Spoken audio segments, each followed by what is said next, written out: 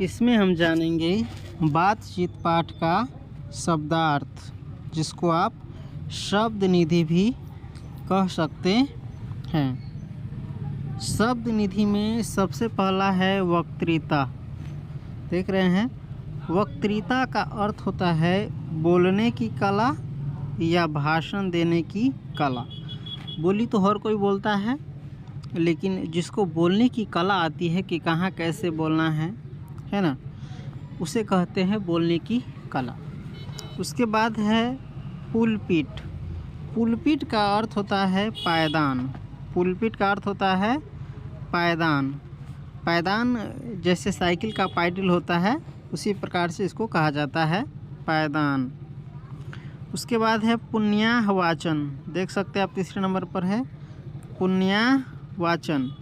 पुण्याहवाचन का अर्थ होता है धार्मिक कर्म कांड में मांगलिक श्लोक पढ़ना। धार्मिक कर्म कांड यानी जो धर्म का काम होता है, पूजा पाठ, श्राद्ध, कर्म, इस सब में मांगलिक श्लोक पढ़ना। उसके बाद है नांदी पाठ।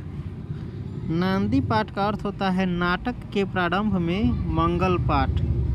नाटक के प्रारंभ जानते हैं ना, नाटक जो पहले होता था, नाटक दिखाया जाता था, नाटक खेला जाता था किसी चीज़ पर, तो नाटक शुरू करने से पहले है ना मंगल पाठ किया जाता था, उसी को कहते हैं। उसके बाद है खामखा।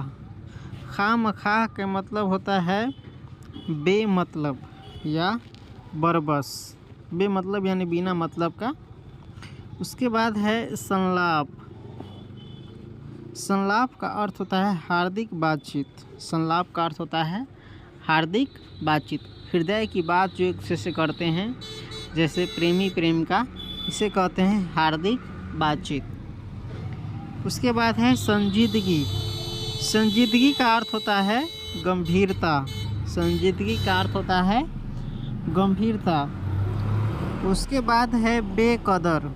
बेकदर का अर्थ होता है सम्मानहीन, जिसे कोई इज्जत नहीं दिया जाए, सम्मान नहीं दिया जाए, उसे कहते हैं बेकदर। उसके बाद है अभ्यांतरिक। उसके बाद क्या है अभ्यांतरिक। अभ्यांतरिक का अर्थ होता है हार्दिक या आंतरिक। इसके बाद है निरस्त। इसके बाद क्या है निरस्त। निरस्त का अर्थ होता है बंद कर देना या स्थगित कर देना। इस पाठ के सेंस में है, जैसे कोई व्यक्ति, दो व्यक्ति कोई बातचीत करता रहता है, तो तीसरा कोई व्यक्ति आता है, तो आदमी क्या करता है, बातचीत का टॉपिक ही बदल देता है, चाहे बात घुमा देता है, ताकि आने वाले को पता न चले कि हम लोग क्या बात कर रहे थे। उसको मूर्ख ज्ञानी बनाने लगता है ना। उसके बाद है फॉर्मेलिटी। फॉर्मेलिटी का अर्थ होता है औपचारिकता।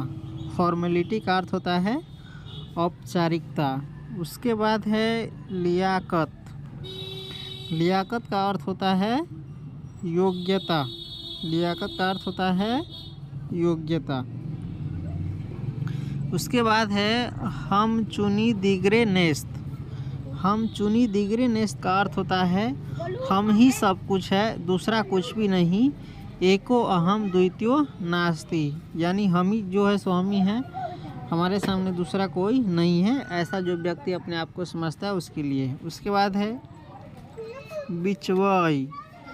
बिचवाई का अर्थ होता है मध्यस्थता। बिचवाई को आप देहाती भाषा में कह सकते हैं बीच माझिल। जैसे शादी ब्याह में अगुवाई में क्या होता है, एक बीच माझिल होता है ना, किसी चीज़ में। उसके बाद है चंडू खाने। चंडू खाने का अर्थ होता है अफीम खाने वाले लोगों की मंडली के लिए सुरक्षित स्थान, है ना। अफीम नशा वशा ये सब जो करने वाला इंसान होता है, देखिएगा दोस्त यारी सब में एक सुरक्षित स्थान होता है, चौरी चाचर गाछी वृक्ष, वहाँ पर जा कर के सब नशा करता है। उसके बाद है दिलजोई। दिलजोई का अर्थ होता है मन बहलाव। मन बहलाव यानी मन बहलाने के लिए, यानी टाइम पास करने के लिए जो बातचीत किया जाता है उसको कहा जाता है। उसके बाद है सार गर्भित। उसके बाद क्या है सार गर्भित। सार गर्भित का अर्थ होता है जिसमें कुछ सार या तत्व हो, यानी जो व्यक्ति समझदार होता है उसकी बातचीत में दूरदर्शी होता है, समझदारी होती है ना। नादान में ऐसा नहीं होता है। जैसे 25 की उम्र के जो व्यक्ति होते हैं उसकी बातों में कुछ समझदारी आ जाती है ना, उसी को कहते हैं सारगर्भित। उसके बाद है प्रपंचात्मक। प्रपंचात्मक का अर्थ होता है उलझा हुआ या पहेली नुमा। इस संसार क्या है, प्रपंचात्मक है, उलझा हुआ है, ये कभी भी समझ में आने वाला नहीं है कि कोई चीज़ क्यों हो रहा है। ये सब जैसे आपके जीवन के साथ ही कुछ होता होगा तो आप कभी नहीं समझ पाइएगा ऐसा क्यों होता है बिना मतलब का मेरे साथ, बिना गलती के मेरे साथ। चलिए उसके बाद है दुर्घट। उसके बाद क्या है, दुर्घट। दुर्घट का अर्थ होता है ऐसा कुछ जिसके घटित होने की आशा न हो। दुर्घटना यानी ऐसा कुछ जिसके घटित होने की आशा नहीं हो, जो अचानक हो जाए, है ना। उसके बाद है चमनिस्तान। चमनिस्तान का अर्थ होता है हरे भरे बागों का इलाका।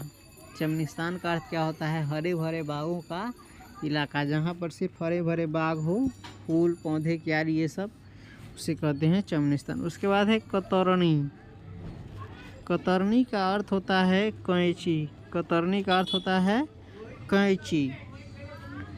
इसमें जीभ के बारे में कहा गया है, जैसे हम लोगों की जीभ क्या होती है, कतरनी के समान चलती रहती है, अटर पटर कुछ भी।